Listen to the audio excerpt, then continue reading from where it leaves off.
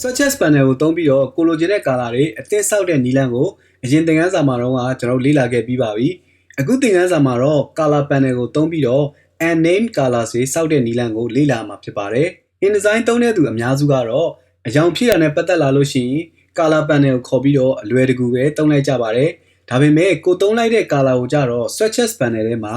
unnamed colors တွေအနေနဲ့ဆောက်ရမယ်။ဆောက်တဲ့နယ်ဆိုတာကိုမသိကြဘဲနဲ့ရိုးရိုးတန်းတန်းပဲသုံးလေးရှိကြပါတယ်။အဲ့ဒါကအန်ဒီရယ်ရှိပါတယ်။ဘယ်လိုအန်ဒီရယ်တွေရှိလဲဆိုတာကိုသင်ခန်းစာမှာဆက်ပြီးတော့လေ့လာကြအောင်။ဒါဆိုရင်ပထမအဆုံးအနေနဲ့ကျွန်တော် color panel လေးကိုအရင်ဖွင့်လိုက်ပါမယ်။ color panel လေးကိုတော့ InDesign ရဲ့ menu တွေက window ကိုသွားပါ။ window ရဲ့အောက်က color ကိုသွားပါ။ color ရဲ့အောက်မှာဆိုလို့ရှိရင် set menu အနေနဲ့ color ဆိုတာရှိပါတယ်။သူ့ရဲ့ shortcut ကတော့ F6 ဖြစ်ပါတယ်။အဲ့တော့ကျွန်တော် color လေးကိုနှိပ်လိုက်ပါမယ်။ဒါဆိုလို့ရှိရင်ဒီမှာ color panel လေးကျလာပါပြီ။အဲ့တော့ကျွန်တော်ကဒီအောက်မှာရှိတဲ့ object တစ်ခုကိုရွေးလိုက်ပါမယ်ဒီထဲမှာကျွန်တော်ကအရောင်လေးဖြည့်ချင်တာဖြစ်ပါတယ်အရောင်ဖြည့်ချင်တာဖြစ်တဲ့အတွက်ပထမအဆုံးအနေနဲ့ကျွန်တော်တို့ color panel ကိုသွားမယ် color panel ရဲ့ option တွေကနေပြီးတော့မှ color mode ကိုအရင်ဦးဆုံးရွေးပြရမှာဖြစ်ပါတယ် color mode မှာဆိုလို့ရှိရင်ဒီ document ကိုကျွန်တော်တို့က print out ထုတ်မှာမဟုတ်ဘူးပုံနှိပ်မှာမဟုတ်ဘူးဆိုလို့ရှိရင်တော့ HSB ဒါမှမဟုတ် RGB အနေနဲ့ရွေးလို့ရပါတယ်ဒါပေမဲ့ဒီမှာတော့ကျွန်တော် CMYK ကိုပဲရွေးထားလိုက်ပါမယ်အဲ့တော့ CMYK ကိုရွေးထားပြီဆိုလို့ရှိရင်တော့ကျွန်တော်တို့ဒီမှာ color value တွေကိုရိုက်ထည့်လို့ရပါပြီဒါဆိုလို့ရှိရင်ကျွန်တော်တို့ enter ခောက်လိုက်မယ်ဆိုတာနဲ့ကျွန်တော်တို့ရဲ့အောက်က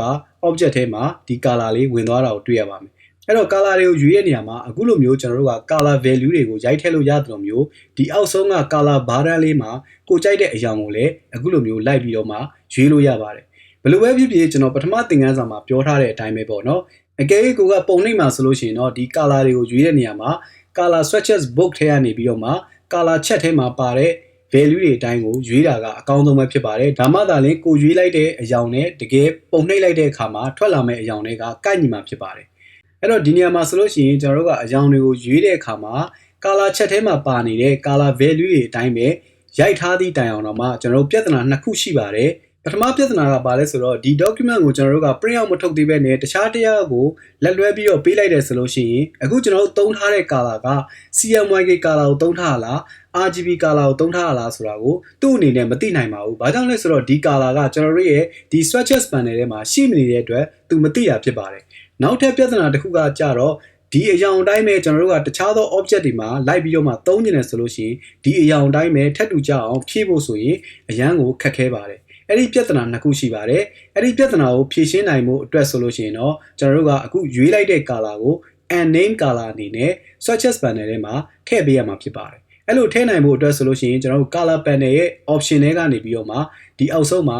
add to swatches ဆိုပြီးတော့ထည့်လို့ရပါတယ်။ဒါမှမဟုတ်လို့ရှိရင်လည်းကျွန်တော်တို့ကဒီ swatches panel ရဲ့ option တွေကိုတွားပြီးလို့ရှိရင်ဒီမှာ add unnamed color ဆိုပြီးတော့မှထည့်လို့ရပါတယ်ဒါဆိုလို့ရှိရင်ကျွန်တော် add unnamed color ဆိုတာလေးကို click နှိပ်လိုက်ပါမယ်အခုဒါလေးကအရေးကြီးပါတယ်အခုဆိုလို့ရှိရင်ကျွန်တော်တို့ရဲ့အရောင်လေးကဒီမှာ CMYK အနေနဲ့ပေါ်ပြပေးနေတာဖြစ်ပါတယ်အဲ့တော့ဒီအရောင်လေးကဒီ swatches panel ထဲမှာရောက်သွားပြီဖြစ်တဲ့အတွက်ဒီ document ကိုဘယ်သူကပဲဆက်ပြီးတော့မှလှုပ်ကျွန်တော်တို့သုံးထားတဲ့အရောင်လေးကဒီအရောင်လေးဆိုတာကိုသူကသိနိုင်မှာဖြစ်ပါတယ်အလားတူပဲဒီအရောင်ကိုပဲတခြား object တွေမှာထပ်ပြီးတော့လိုချင်တယ်ဆိုလို့ရှိရင်လည်းဆက်လက်ပေးပြီးတော့မှဒီအရောင်လေးကို click လုပ်လိုက်ရုံနဲ့အရောင်တွေအားလုံးကထပ်တူကျသွားမှာဖြစ်ပါတယ်အဲ့တော့ color panel ကိုသုံးပြီးတော့မှကျွန်တော်တို့အရောင်တွေရေးနိုင်တဲ့နောက်ထပ်နည်းလမ်းနှစ်ခုရှိပါသေးတယ်ပထမနည်းလမ်းတစ်ခုကတော့ color picker ကိုသုံးတဲ့နည်းလမ်းဖြစ်ပါတယ် color picker ကိုသုံးမယ်ဆိုလို့ရှိရင်ကျွန်တော်တို့ဒီ color panel ထဲမှာရှိနေတဲ့ဒီ fill and stroke ကနေပြီးတော့မှသုံးလို့လည်းရတယ်လို့မျိုးကျွန်တော်တို့ရဲ့ toolbar မှာရှိနေတဲ့ဒီ fill and stroke ကနေလည်းသုံးလို့ရပါတယ်အခုချိန်မှာဆိုလို့ရှိရင်ကျွန်တော်ဒီ fill ကို double click လေးခောက်လိုက်ပါမယ်ဒါဆိုလို့ရှိရင်ကျွန်တော်တို့ color picker လေးရလာပါပြီဒီ color picker ကတော့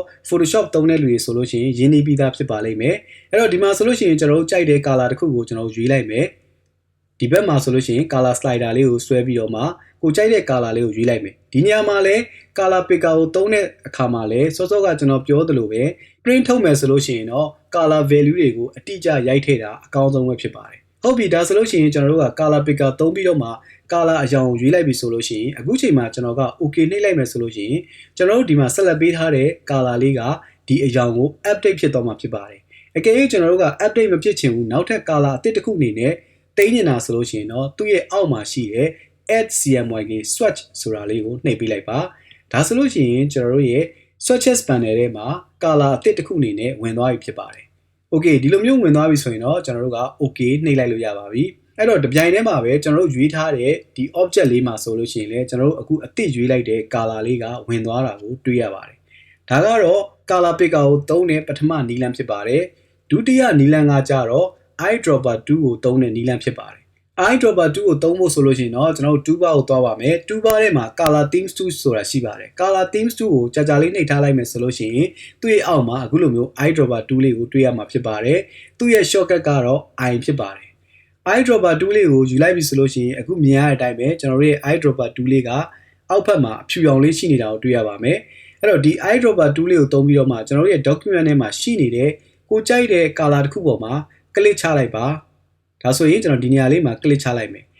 အခုလိုမျိုး click ချလိုက်တယ်ဆိုလို့ရှိရင်ကျွန်တော်တို့ရဲ့ fill ဆိုတဲ့နေရာလေးမှာအရောင်လေးပြောင်းသွားပါပြီအလားတူပဲကျွန်တော်တို့ရဲ့အောက်က object မှာအရောင်ပြောင်းသွားပါပြီဘာကြောင့်လဲဆိုတော့ကျွန်တော်တို့ကဒီ object လေးကို select လုပ်ထားတဲ့အတွက်ဒီအရောင်လေးပြောင်းသွားတာဖြစ်ပါတယ်အလားတူပဲကျွန်တော်တို့ရဲ့ color picker လေးကိုလေ့လာကြည့်မယ်ဆိုလို့ရှိရင် color picker ရဲ့အောက်ပိုင်းမှာအမဲရောင်လေးဖြစ်နေတာကိုတွေ့ရပါတယ်သူ့ရဲ့သဘောတရားကတော့ဒါကမှင်ဆုပ်ထားတယ်ဆိုတဲ့သဘောတရားဖြစ်ပါတယ်အဲ့တော့ဒီနေရာမှာကျွန်တော်တို့ကတခြားနောက်တဲ့အရောင်တစ်ခုကိုရွေးချင်တယ်ဆိုလို့ရှိရင်တော့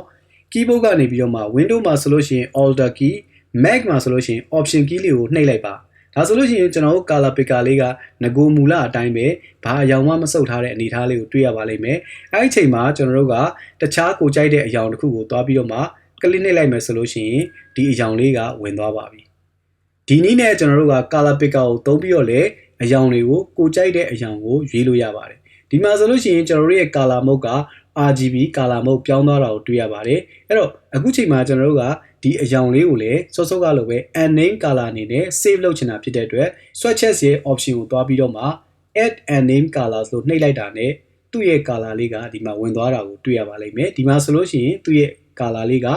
RGB color ဖြစ်နေတာကိုတွေ့ရပါတယ်ဒါကတော့ color panel ကိုသုံးပြီးတော့မှကျွန်တော်တို့လိုချင်တဲ့ color တွေကိုအသစ်ဆောက်ပြီးတော့ swatches panel ထဲမှာ unnamed color အနေနဲ့ save လုပ်တဲ့နည်းလမ်းဖြစ်ပါတယ်အဲ့တော့ InDesign မှာကျွန်တော်တို့ကအရောင်တွေနဲ့အလုပ်လုပ်တဲ့အခါကျလို့ရှိရင် swatches panel ထဲမှာကိုလိုချင်တဲ့အရောင်တွေကိုအရင်ဆောက်ပြီးတော့သုံးတာပဲဖြစ်ဖြစ်အခုလိုမျိုး color panel ကိုသုံးပြီးတော့မှကိုကြိုက်တဲ့အရောင်တွေကို unnamed color အနေနဲ့ swatches panel ထဲမှာ save လုပ်ပြီးတော့မှသုံးတာပဲဖြစ်ဖြစ်ကိုကြိုက်တဲ့နည်းလမ်းကိုသုံးလို့ရပါတယ်ဒါပေမဲ့သတိထားမှာက color check မှာဖော်ပြထားတဲ့ value တွေအတိုင်းမှန်မှန်ကန်ကန်ရိုက်ထည့်ဖို့လိုပါတယ်ဒါလေးတစ်ခုကိုတော့အထူးသတိထားဖို့လိုပါတယ်အခုသင်ခန်းစာလေးကိုဒီနေရာမှာပဲရပ်နားကြပါတယ်နောက်ထပ်သင်ခန်းစာတွေမှာပြန်လည်ဆုံတွေ့ကြပါဦးမယ်